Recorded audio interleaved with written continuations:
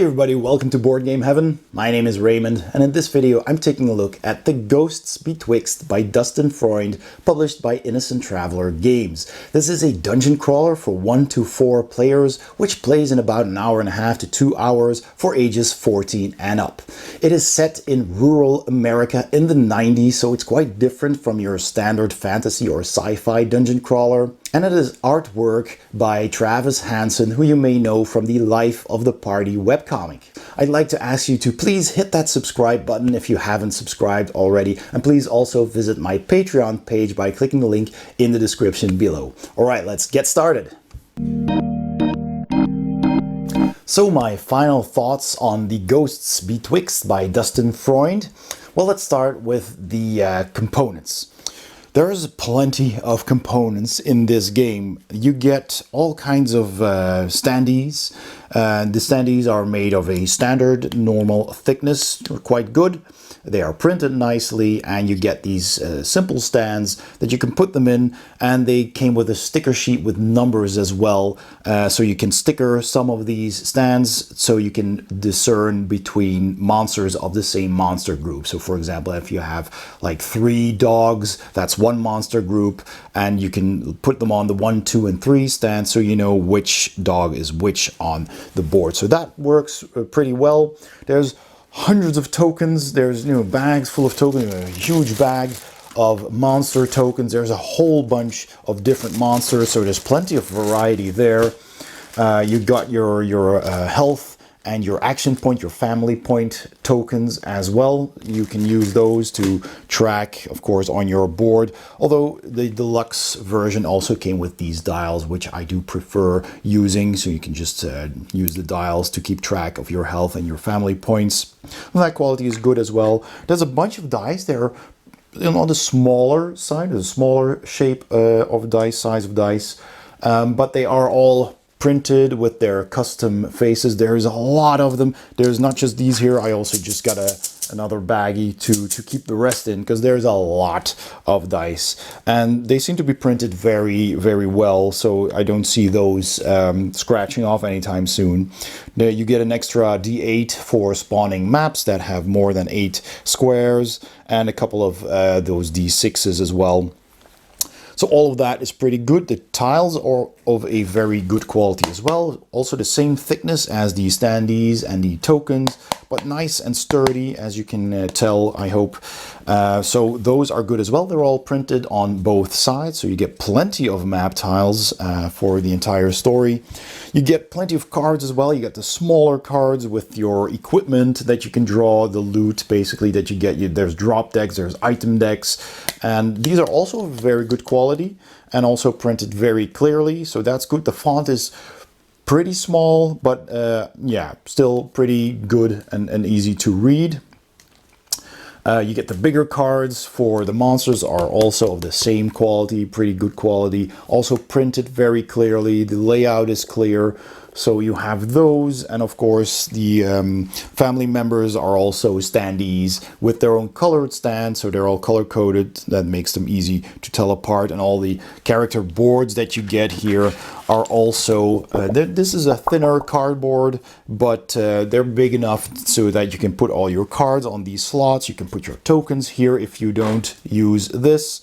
You can track some of these stances that you have, so you get these tokens and you can put them on. Although these tokens are bigger than these indicated here, so as you can see, that does kind of overlap a bit. But yeah, I mean, there is room enough so you can still use this. You can store your conditions here, and yeah, there's all kinds of spots for everything and reminders of what kind of dice you have. So that's pretty clear as well. Those are only single-sided. So you have those, and every player can have one of these reference cards, which is an absolute boon because there's a lot to keep track of here. You have the different phases that you need to go through: the exploration phase, the drawing phase, the spawning phase, and the fighting phase. They're all listed here and explained in a couple of bullet points what you need to do in each phase. So that really helps, especially on your first couple of playthroughs. And on the back, you have some more information about your actions that you can take. So you can move, you can attack, you can use a talent, you can take an offensive or a defensive stance, you can use an item, you can ready equipment that you got, or you can trade with a family member.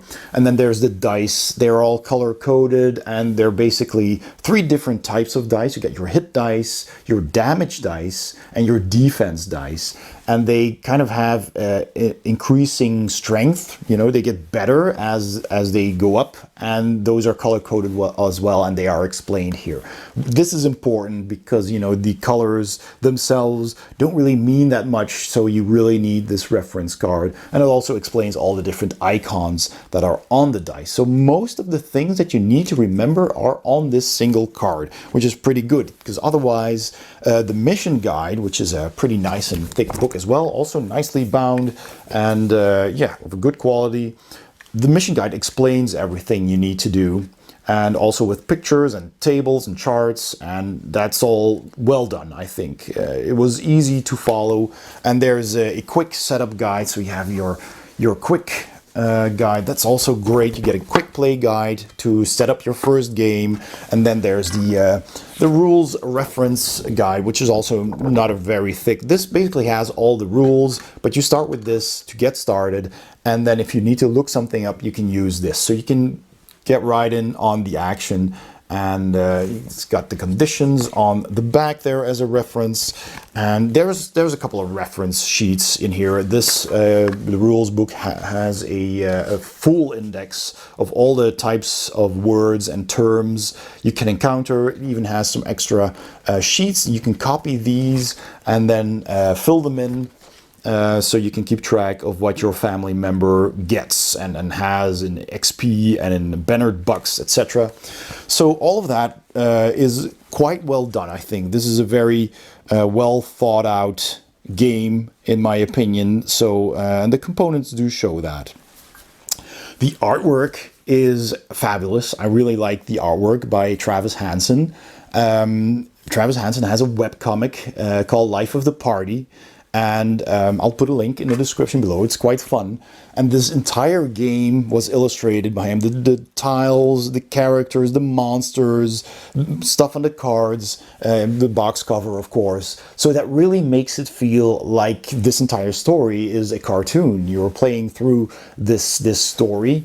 It's set in rural America in the 90s, and that's really unique. I really like that. It's pretty lighthearted as well, and I think the art style conveys that very well. So big thumbs up on the art. The theme, like I said, is also very unique, very fun. It's different from the regular fantasy or sci-fi dungeon crawlers, and as much as I love those, it's really refreshing to have a different kind of theme, a Halloween theme, nice and spooky, not too serious, and I enjoy that very much. The gameplay I find in all pretty fun. There's a lot to take in at the start. The quick guide does help just get started, and it's not too difficult the first time you play, but you do need to keep track of a lot of things. There's all the different dice, like I said, there's all the different tokens, and there's lots of tokens. There's bags full of tokens. You got your map tokens to spawn the next room, so you determine which room you get after opening a door. You get your fate tokens, I think they're called, which basically tells you you draw 3 per room you explore, and they tell you what you find. So you can find more doors, you can find traps, you can find monsters, of course, there's ambushes, there's story points, there's all kinds of stuff you can find, and that's all of these tokens, and I try to keep them separate a bit. So you got a lot of Ziploc bags here, and yeah, there's tokens for tracking stuff for your character, for defense or whatever. And you do get, which is handy, a token that says active and exhausted for each family member in their own color. So I basically keep all the family member standees and the reference card and their tracking tokens in their own separate Ziploc bag, so I can just hand those to every player and they have what they need and they can get started. So that's, yeah, that is handy to have those tokens to keep track of your things. There's status tokens that you can, conditions, and there's like boons that you can get, like buffs, like you feel refreshed or sharpened or amped, or yeah, concentrated, and monsters can get those as well. And there's also negative ones in this bag here, where you can get blinded or disarmed or crippled. So yeah, there's a whole bunch of extra baggies with tokens. So that does take a bit of a setup though. So the setup is a bit of work, because you need to get all those tokens, check the book, which ones you need, put all those on the table. So I definitely think the game would benefit from a decent insert, which right now is just a cardboard, basically a vault. So there's not much of an insert there. So I'm going to try and create something myself, probably, so you can just take out the trays, put them on the table, and be done. So the setup will be a lot faster that way. But otherwise, the gameplay is pretty good. Like I said, you have these different phases, so I'll highlight those again. So first, you explore. You basically just look around the room, see if you can find. You can actually search for loot. And then if you want to open a door and explore into the next room, then you draw the tokens. You draw which room you will find next. You will draw which monsters or traps or whatever you find in that room. And then you spawn those one by rolling the dice and basically determining on which square something spawns. Then if you find monsters, you take their monster card and then you check what is that. Oh, this is a rabid ferrets card. So you take a number of ferrets indicated by the story chapter. It will say, for this example, in chapter 1, you get like 3 ferrets whenever you draw the ferret token. And you take the card, you put it on a table, and that basically has all the stats for the monsters. So you don't have to reference the book, you just look at the card and you know what the monsters do. And sometimes you need to draw a weapon, so the card will say, hey, this is a melee creature or a ranged creature. And then you need to draw, for some of those, you need to draw extra cards, because they have monster weapons. And you have your humanish and your beastly weapons, basically. And the humanish are usually like weapons, of course. They can be a slingshot or a knife or something like that. And you will put them around your monster card, because every separate monster from that group, so this one, for example, will have their own card, if they have any. So you put those around, basically, so you keep track of monster 1, 2, and 3, and they all have different weapons, which is kind of fun. So they can have different kind of attacks every time. So the monsters are kind of randomized and made differently. And yeah, so the monsters have things like corrosive spittle, or piercing eyes, or jagged nails, stuff like that. That's, you know, beastly weapons, as the card says. So combat is a lot of fun. So after drawing your tokens, when you're exploring and spawning all of that, you get your fighting phase. So then combat starts, and you have to position yourself. Positioning is important. You can attack from the rear, which buffs some of your attack dice. Then you find out how many dice you get to roll. So you check your basic stats, your items that you have, your weapons that you're using. You gather all of those dice and you roll it together with the monster's defense dice. You roll them all together and then you check whether they block or evade or whatever, or if you score a hit, and if you do score a hit, how many points did you score, and then you subtract that from the monster's health, and if they're defeated, you take one of those off the board and you get XP for that, which you can later use again to upgrade your character, which is also pretty fun. So there is quite a bit of depth in this game. But yeah, the first couple of times you'll play, you'll probably have to look up stuff and you know, check out the rules reference book a couple of times. But after a few plays, you'll get the hang of it. It's not that difficult. It looks a bit daunting at first, but really it's not that difficult. I would say this is a very medium dungeon crawler, perhaps even light. I think this is definitely playable. It says ages 14 and up, and I think that's definitely easily feasible.